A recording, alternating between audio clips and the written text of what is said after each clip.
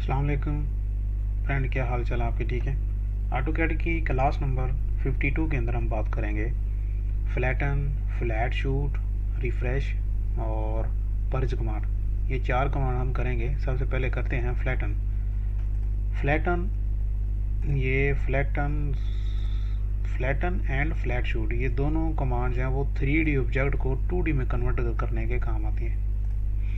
For example यहाँ पे मैं एक रेक्टेंगल लगा लेता हूँ, एक और रेक्टेंगल लगा लेता हूँ और इसको ये लगा लेते हैं, और फिर एक इधर करने के बाद फिर एक सर्कल लगा लेता हूँ। ठीक है, ये मेरे पास ड्राइंग बन गई। अब मैं अपने कीबोर्ड से शिफ्ट प्रेस करके रखूँ और माउस का मिडल ड्रैग प्रेस करके इसको घुमाऊंगा तो ये इस व्यू में देखें तो आप ये सिर्फ एक लाइन है। ठीक है सब।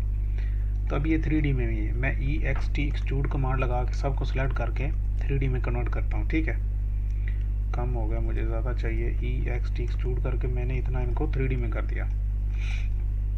अब ये नज़र नहीं आ रहा तो हम ऐसा करते इसमें से कोई एक पीस निकालते हैं। SU सब्ट्रैक्ट लगा के इसके अंदर से इंटर और ये पीस। ठीक है, तो ये देखिए मेरे पास रियलिस्टिक है, 3D में ये मुझे नज़र आ रहा है।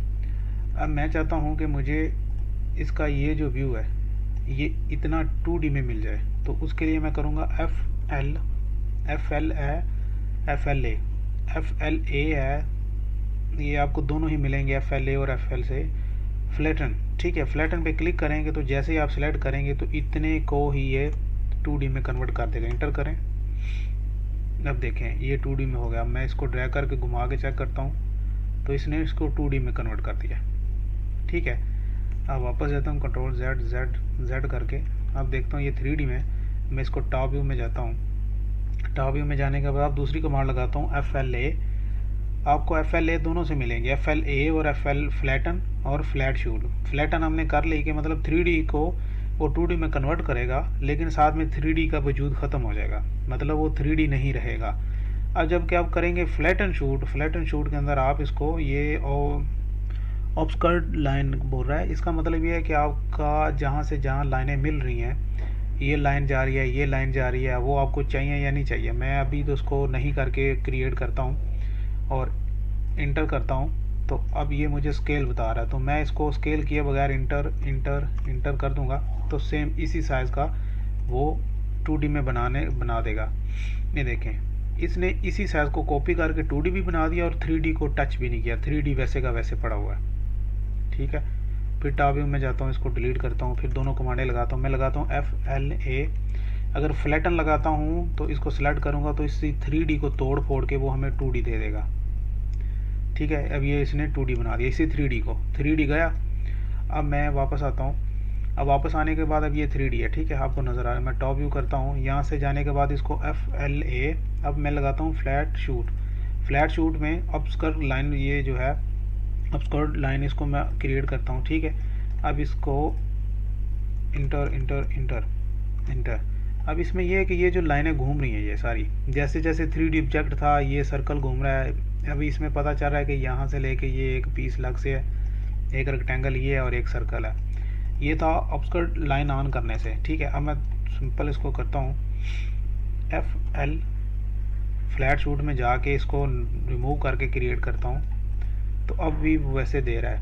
इसमें ये होता है कि जब, चलो इधर सीधे हो जाओ, इसमें ये है कि अब ये सिंपल व्यू था। ठीक है, इसमें तो इसने ये दिखा दिया। ओके, मैं इसको डिलीट करता हूँ। अब मैं जाता हूँ ऑब्सकर्ड लाइन का, आपको बताता हूँ उसका फंक्शन क्या है। इस व्यू में मैं इसको अगर 2D करके देखता हूँ तो अब देखें इसमें मुझे कुछ साफ नज़र नहीं आ रहा, इसमें इतनी लाइनें नज़र आ रही हैं। मैं यहाँ से अगर इसको करता हूँ FLA फ्लैट शूट करके, इसको मैं ऑब्सकर्ड लाइन ऑफ करके क्रिएट करूँगा तो ये मुझे पूरा 3D ही लुक देगा। ठीक है, अब देखें ये, अब इसको मुझे ये 3D पता चल रहा है। इसमें देखें कितनी लाइंस हैं, कुछ समझ नहीं आ रही कि ये जो सर्कल है वो पहले है बाद में, कौन सी लाइन किधर है। इसने पूरा इसके अंदर से जितनी लाइनें थी वो निकाल दी, इसके अंदर जितनी लाइनें थी वो निकाल दी, उस सर्कल है। ये देखें यहाँ से लेके यहाँ ये पीछे एक लाइन दिखा रहा है। ठीक है, ये 2 लाइनें दिखा रहा है, लेकिन इस व्यू में क्या था कि उसने पूरा उसको 3D बनाया और इसमें से ऑटो ही उसने जो इसके बैकग्राउंड पे लाइन थी उनको रिमूव कर दिया। मैं फिर करता हूँ,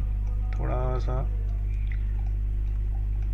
इस व्यू में चले जाते हैं। ठीक है, अब देखें इस व्यू के अंदर अगर इस प्लेट के ऊपर मैं ऊपर चलता हूँ तो एक ये लाइन, 2 3 4 ये लाइनें तो ये गैप करेगा। ठीक है, मैं करता हूँ FL फ्लैट शूट।